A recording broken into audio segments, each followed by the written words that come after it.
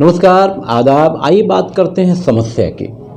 हमारे देश में जब समस्या का समाधान नहीं निकलता या सरकार द्वारा बैठाए गए कुर्सियों पर जो लोग हैं, अधिकारी हैं, कर्मचारी हैं, उनसे लोगों को न्याय नहीं मिलता, तब समस्याएं बढ़ती हैं। और समस्याएं जब बढ़ती हैं तो फिर पुलिस को सामने आना पड़ता है। हालांकि संबंधित अधिकारी जो हैं, चाहे महानगर पालिका के हों, चाहे पुलिस के अधिकारी हों, कम से कम पुलिस के जो अधिकारी हैं उन्हें महानगर पालिका के लोगों से भी कभी कभी ये पूछ लेना चाहिए कि भाई ये धरने मोर्चे क्यों हो रहे हैं। आज हम बात करेंगे एक ऐसे व्यक्ति की जिसका नाम परशुराम पाल, पत्रकार भी हैं, सामाजिक कार्यकर्ता भी हैं। वो 1 मार्च 2024 को आत्मदहन करने वाले हैं भिवंडी निजामपुर शहर महानगर पालिका के सामने। अब यहीं से सवाल उठता है कि इनकी जो समस्या थी, अगर उसे हल किया गया होता तो आत्मदहन करने की क्या ज़रूरत पड़ती। नवनियुक्त पुलिस उपायुक्त से भी मैं सब रिक्वेस्ट करूंगा कि भिवंडी शहर में इस तरह की समस्याएं दिन प्रतिदिन बढ़ते चली जा रही, क्योंकि महानगर पालिका पत्र व्यवहार करने के बाद, बार बार पत्र व्यवहार करने के बाद समस्याओं का जो निवारण करना चाहिए वो नहीं करती। महानगर पालिका के लोग ये कहते हुए नहीं थकते कि भिवंडी शहर में अवैध बांध काम हो रहा है। तो अवैध बांध काम जब हो रहा था तो तुमने अपनी आंखों पर नोटों की पट्टियां क्यों बांध रखी थी, और जब वो बिल्डिंग खड़ी हो जाती है तब उसे गिराने के लिए क्यों पहुंच जाते हैं, फॉर्मेलिटी करने। इसी तरह से भिवंडी निजामपुर शहर महानगर पालिका की हद में और भी समस्याएं हैं जो महानगर पालिका के लोग कहीं ना कहीं आंख बंद करके अपना फ़ायदा देखते हुए देखते रहते हैं, मगर समस्या का समाधान नहीं करते। इसलिए भिवंडी शहर में धरने मोर्चे बढ़ते हैं। बहरहाल आइए सुनते हैं परशुराम पाल आत्मदहन क्यों करने वाले हैं महानगर पालिका के ठीक सामने मेन गेट पर, और इसकी वजह क्या है। मैं खान फ़ख्र आलम।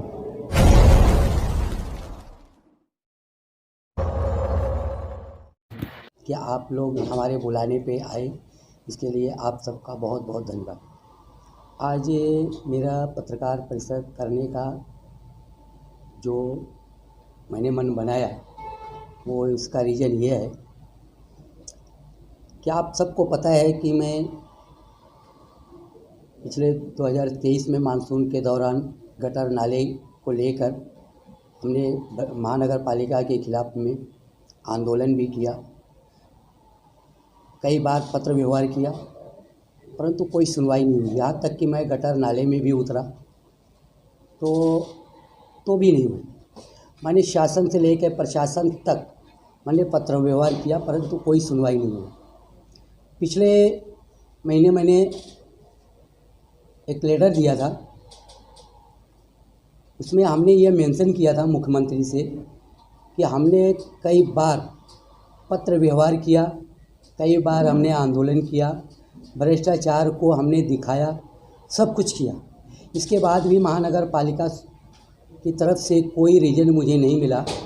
तो अब हमारे सामने आत्महत्या करने सिवाय कोई पर्याय नहीं, ऐसा मैंने उल्लेख किया था, इशारा दिया उनको कि इसके आगे हमारे पास कोई रास्ता नहीं बचता। परंतु उसके बाद भी हमें कहीं से कोई जवाब नहीं मिला। फिर मैंने 15 दिन का टाइम देने के बाद हमने एक लेटर 7 दिन के लिए मैंने अल्टीमेटम दिया, परत रवाना।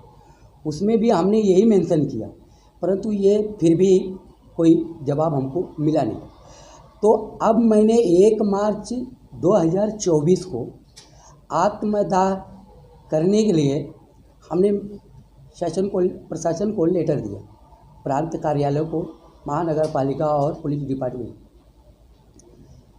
तो हालांकि ये तो है ही, ये मेरा विषय यही है कि मैं आत्मदाह का जो लेटर दिया हूँ उसी विषय पे मुझे बोलना है कि मैं क्यों कर रहा हूँ, कैसे कर रहा हूँ। लेकिन अब मैं आपको ये बताऊँ, मेरा ख़ास मकसद जो पत्रकार परिषद करने का है वो ये है कि जब मैंने ये लेटर पुलिस डिपार्टमेंट को देने गया तो पुलिस डिपार्टमेंट ने लेटर लेने से तो मना नहीं किया, ऐसा नहीं ये कहूँगा, लेकिन कुछ मजबूरियाँ उसने बताया जो हमारे दिल को छू गया। तो ख़ास तौर से ये पत्रकार परिषद मेरे आत्मदाह करने के नहीं बल्कि पुलिस के बारे में कुछ बताना मुझे है, मैं उसके लिए प्रेस कॉन्फ्रेंस किया। तो मैं आप सबको बताता चलूँ पुलिस हमारे भिवंडी शहर की कितनी काम करती है ये पूरा शहर जानता है और हम भी जानते हैं। मैं पत्रकारिता से जुड़ा हुआ हूँ, सोशल मीडिया से मुझे पता है, मैं देखता हूँ पुलिस हर नाके हर नुक्के पे, कहीं इधर आंदोलन, कहीं इधर मोर्चा, तो कहीं इधर बंदोबस्त, कहीं इधर बंदोबस्त। पुलिस 24 घंटा जो है कि बंदोबस्त में बिजी रहती है। और उसमें आंदोलन जब होता है या कोई मोर्चा निकलता है तब पब्लिक के सामने सबसे पहले पुलिस आती है और पुलिस के आगे शासन प्रशासन होता है। तो मोर्चा क्यों निकलता है, लोग आंदोलन क्यों करते हैं? अपनी मांग को लेके, उनको तकलीफ़ है जनता के हित में, या अपनी जो भी उनकी समस्याएं उसको लेकर के जब सुनवाई नहीं होती है तब वो आंदोलन करते हैं। आंदोलन करना उनको शौक़ नहीं है लेकिन उनकी मजबूरी बनती है। और यह शासन प्रशासन या जैसे महानगर पालिका को आप मान के चलो, महानगर पालिका अगर सुनवाई, अगर वो आम जनता का लेटर के ऊपर अगर सुनवाई नहीं करते तो बार बार लेटर पत्र व्यवहार करने के बाद तो वो आंदोलन पे आता है। तो आंदोलन जब करता है तो सामने उसको पुलिस आती है। ये अंदर बैठे एसी में बैठे रहते हैं और इनका काम है, छोटे से छोटा काम भी एक पब्लिक का करते नहीं हैं और छोटे से छोटा मुद्दा को ले करके आए दिन महानगर पालिका के खिलाफ में आंदोलन होता रहता है और पुलिस बीच में आती है। मैं ये आपको बता देना चाहता हूँ, महानगर पालिका एक रोड पे एक गाड़ी को तोड़ने के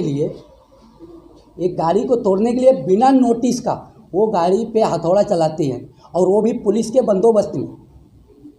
आप देखे होंगे वीडियो, बिना पुलिस के बंदोबस्त के ये वहाँ पहुँच जाते हैं पुलिस के बंदोबस्त के साथ में और बिना नोटिस दिए और उस गाड़ी वाले को, ठेले वाले को तोड़ते हैं। लेकिन एक बड़ी टावर बन जाती है, उनको सब दिखता है।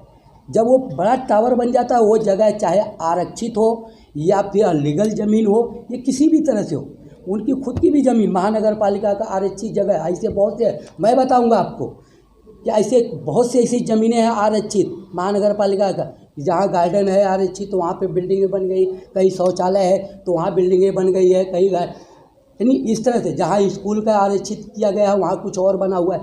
इस तरह से वो जब बिल्डिंग बन जाती है और जब कोई जिम्मेदार आदमी तकरार करता है, बार बार तकरार करता है, सुनवाई नहीं होती है, तो आखिरी में क्या करते हैं ये, फिर उस पर कार्रवाई करने के नाम पे नोटिस देते हैं। जब और इनको प्रेशर बढ़ता है तब पुलिस का बंदोबस्त लेते हैं। मैं डायरेक्ट एक चीज़ का इल्ज़ाम लगाता हूँ महानगर पालिका को, जब ये बिल्डिंग जब बनने लगती है तो पैसा लेने के लिए ये वहाँ बिल्डर से पहले पहुँच जाते हैं, लेकिन जब बंदोबस्त लेने को होता है तो पुलिस को बीच में खड़े करते हैं। क्या पुलिस सिर्फ इनके ही लिए है?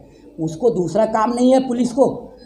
जनता के लॉ एंड ऑर्डर को फॉलो करने के नाम पे पुलिस बीच में आती है। चलो ठीक है, ये उसका कायदा है, उसके अंडर में आता है, लेकिन पुलिस तो जनता के लिए भी तो है, क्यों उसके लिए नहीं है? तो उसको तुम्हारा जनता के काम में, जनता की हिफाजत को छोड़ करके ये महानगर पालिका को फेवर में आते हैं। आंदोलनकारियों के और महानगर पालिका के अधिकारियों के बीच में पुलिस खड़ी रहती है। इसलिए मैं आप सबको बता देना चाहता हूँ, ये आंदोलन करना हमको कोई शौक़ नहीं है। मैंने कई बार पत्र व्यवहार किया, गटर और नाले में उतरा, मैंने कई बार आंदोलन किया, वहाँ भी मैंने पुलिस को देखा, हमारे सामने पुलिस वहाँ भी थी।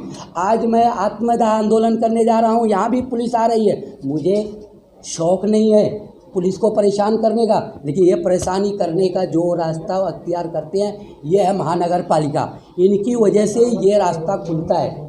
तो मेरा सिद्धांत सिर्फ इतना ही है, भिवंडी की पुलिस मैं उसको सल्यूट करता हूँ, क्योंकि भिवंडी की पुलिस वाकई में तारीफ़ काबिल है कि आज अगर भिवंडी की पुलिस, आज भिवंडी में जो अमन शांति बसी है वो है कि जिम्मेदार सिर्फ और सिर्फ पुलिस है।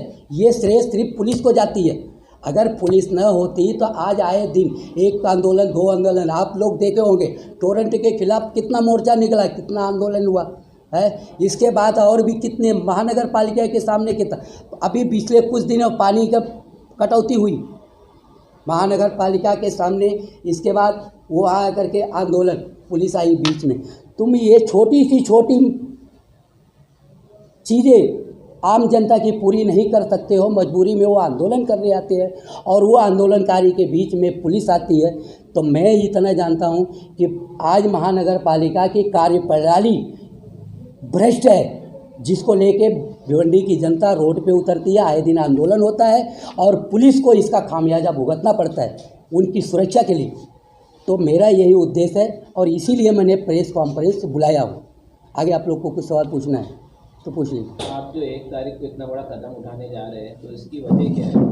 इसकी जो मैं आपने सवाल पूछा है वो मैं बता दे रहा हूँ कि 1 तारीख को मैं 1 मार्च 2024 को दिन को 12 बजे मैं आत्मदाह आंदोलन का संकेत देते हुए मैंने पुलिस को, महानगर पालिका प्रांत कार्यालय को निवेदन दिया हूँ कि मैं आत्मदाह करने वाला हूँ। लेकिन मैं आप सबको ये बता देना चाहता हूँ, इनको एक आखिरी चांस है। मैं पुलिस से भी रिक्वेस्ट करूँगा और मैं महानगर पालिका आयुक्त से भी करूँगा कि मुझे शौक़ नहीं है आत्महत्या करने का, लेकिन मैं एक ही बात बोलूँगा कि हमारे सामने अभी भी 2 दिन समय बाकी है। मेरी कुछ मांगे हैं, वो मेरी मांग को पूरा कर दे। हमें आत्मदाह करने का हमको कोई इरादा या कोई हमको शौक़ नहीं है। मेरा 2 मांगे जो है वो मैं आप सबको बताता हूँ, मतलब 2 या 3 मांगे वो मैं आपको बताता हूँ। पहली मेरी मांग ये है कि गटर नाले की साफ सफाई में भ्रष्टाचार हुआ है और उसमें जो पैसा है महानगर पालिका वो कहीं और जगह वो रखी है। वो पाठ पुरावा हर साल करती है और पाठ पुरावा करने के बाद वो पैसा पीछे के रास्ते से निकल जाता है। उसी मकसद से उसको रोक के रखे और मेरा सिद्धांत है वो 2.5 करोड़ रुपया पब्लिक में शो करो, वो दूसरे काम में विकास में लाओ। वो जनता का पैसा है, जनता टैक्स भरती है, वो किसी का बाप का पैसा नहीं है, वो जनता का पैसा है। वो जनता के पैसा जनता के हित में खर्च होना चाहिए। और दूसरी मेरी मांग यह है कि इस भ्रष्टाचार में माननीय उपायुक्त दीपक झंझार और जीएम सोनवने के अलावा, ये 2 मुख्य हैं, इसके अलावा वो सभी अधिकारी जिम्मेदार हैं जिन्हों को देखने के लिए, देख रेख के लिए आयुक्त ने नियुक्त किया था कि ये सफाई पूरी तरह से करके लो, परंतु वो लोगों ने ऐसा नहीं किया।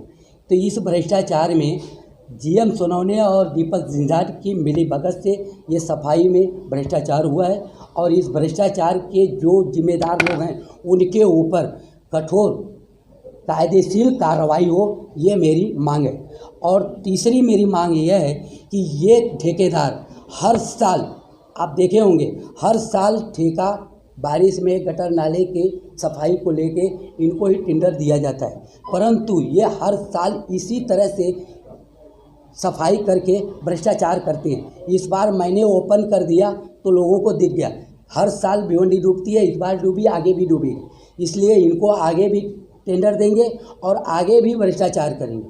तो मेरी मांग ये है कि इस ठेकेदार को ब्लैक लिस्टेड करो बस। और ये बात मैं इसलिए मैं नहीं कर रहा हूँ, ये उस वक्त मौजूद आयुक्त विजय कुमार महशाल ने अपने साफ शब्दों में कहा था कि इस बार के गटर नाले की सफाई में जो भी अधिकारी लापरवाही बरतेगा या ठेकेदार लापरवाही करेगा उसको ब्लैक लिस्टेड किया जाएगा और अधिकारी के ऊपर कार्रवाई की जाएगी और उसका बिल पेमेंट रोका जाएगा।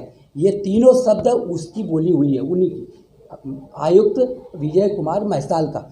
उसी के ऊपर मैंने, उसी के संदर्भ में मैं ये बात बोल रहा हूँ कि ये चीज़ होनी चाहिए। और ये मेरी 3 मांग अगर हो जाए, पूरी करते हैं अजय वैद्य साहब, तो मैं इस आंदोलन को पोस्टपोन कर सकता हूँ, और नहीं तो मैंने जो लेटर दिया है, जो डेट और तारीख तय किया है, उस पे मैं अमल करूँगा।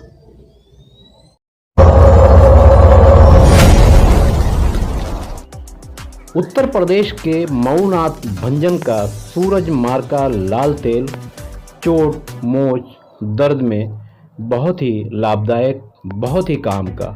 भिवंडी शहर में मिलने का ठिकाना याद रखें, फिरदौस परफ्यूमर्स, बागे फिरदौस मस्जिद के पास, चौथा निजामपुर, भिवंडी। मोबाइल नंबर आपके स्क्रीन पर।